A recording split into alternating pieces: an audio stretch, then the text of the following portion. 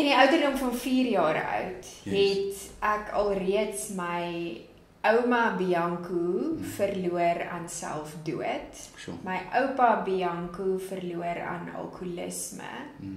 En my pa verloor aan selfdood. Sure.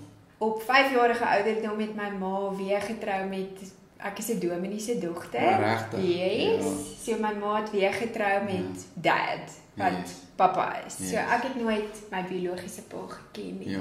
En op daai stadium natuurlik nie geweet wat die geskiedenis is en waar ek vandaan kom en wat in die Bianco are vloei nie. Yes. Yes. En ek het groot geword in 'n klein dorpie in die Vrystaat. Ja. Ek is geboelie, ek het groot geword met bullying.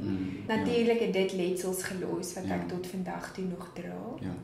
Ek het in 'n ongelooflike huis groot geword. Christelike beginsels en waardes. Ek het streng groot geword. Ek is nie voor graad 10 toegelaat om te social en te gaan sokkie en uit te gaan nie. Ek kon ja.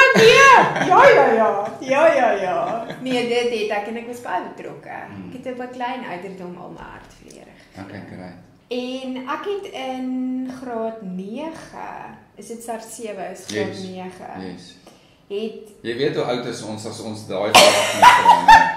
Want ek moet dit nog baie doen. Moet ek die wisselkoers toepas. Ja, die wisselkoers.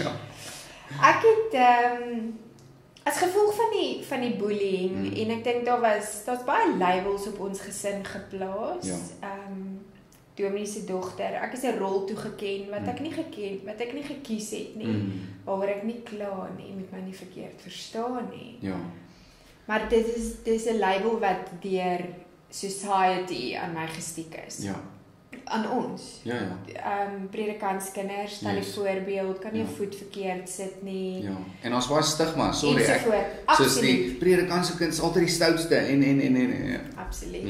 Ja. So ek was nie stout nie, maar toe in graad 9 toe besluit ek, maar nou gaan ek vir julle. En dit was soos die switchie wat in my kop afgegaan het. Nou gaan ek vir julle wys wat 'n dominee se dogter alles kan doen. Julle het nou vir dit gevra, so gaan julle nou wys. Toe het ek begin rebelleer.